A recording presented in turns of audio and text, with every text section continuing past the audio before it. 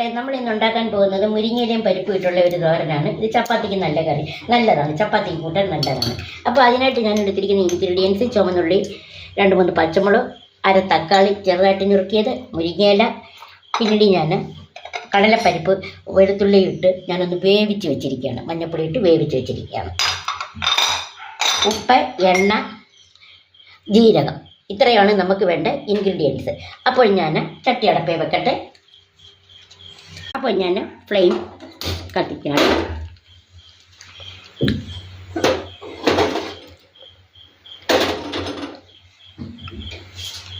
ചട്ടി അടപ്പത്തിൽ വെച്ച് ഒന്ന് ചൂടായിക്കോട്ടെ. ചട്ടി ചൂടായി. ഞാൻ അതിന് വേണ്ട കുറച്ച് എണ്ണ ഒഴിക്കുകയാണ്.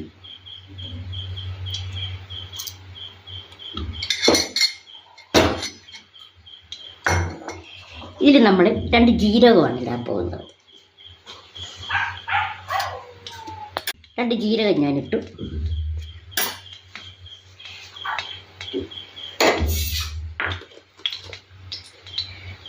അപ്പോൾ ജീരകം മൂത്ത്. അപ്പോൾ ചുവന്നുള്ളി ഇട്ടു.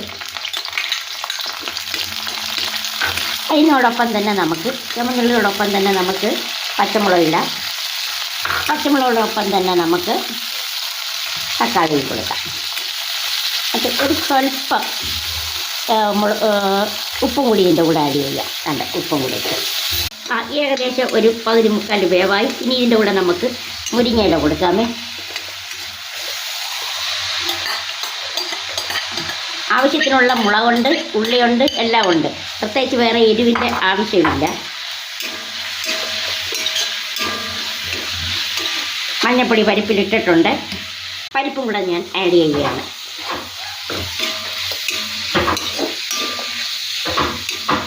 അപ്പോൾ ഇത് മതി, കാരണം ഇത് നമുക്ക് ചപ്പാത്തിയുടെ കൂടെ കഴിക്കാനാണ്. മുരിങ്ങയുടെ തോരൻ റെഡി ആയിട്ടുണ്ട്. ഞാൻ എൻ്റെ കൊച്ചുമൊക്കെ ഇപ്പോൾ ചപ്പാത്തിയുടെ കൂടെ കൊടുക്കാൻ പോവുകയാണ്. ചപ്പാത്തിക്ക് അത് കറിയായിട്ട് ഞാൻ മോൾക്ക് കൊടുക്കുകയാണ്. എല്ലാവർക്കും ഇഷ്ടപ്പെട്ടെന്ന് വിശ്വസിക്കുന്നു. ഇഷ്ടപ്പെട്ടു എങ്കിൽ ലൈക്ക് ചെയ്യുക, സബ്സ്ക്രൈബ് ചെയ്യുക, കമൻറ്റ്സ് ചെയ്യുക, ഷെയർ ചെയ്യുക. എന്നെ പ്രോത്സാഹിപ്പിക്കുക.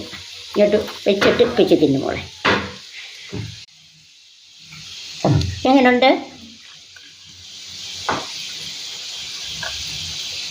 കഴിക്കാം. സൂപ്പറായിട്ടാണ്. മസ്റ്റായിട്ട് എല്ലാവരും ട്രൈ ചെയ്യണം. ലൈക്ക് ചെയ്യണം, സബ്സ്ക്രൈബ് ചെയ്യണം, കമൻറ്റ്സ് ചെയ്യണം, ഷെയർ ചെയ്യണം. ഞങ്ങളെ വീണ്ടും പ്രോത്സാഹിപ്പിക്കണം. ഹായ്.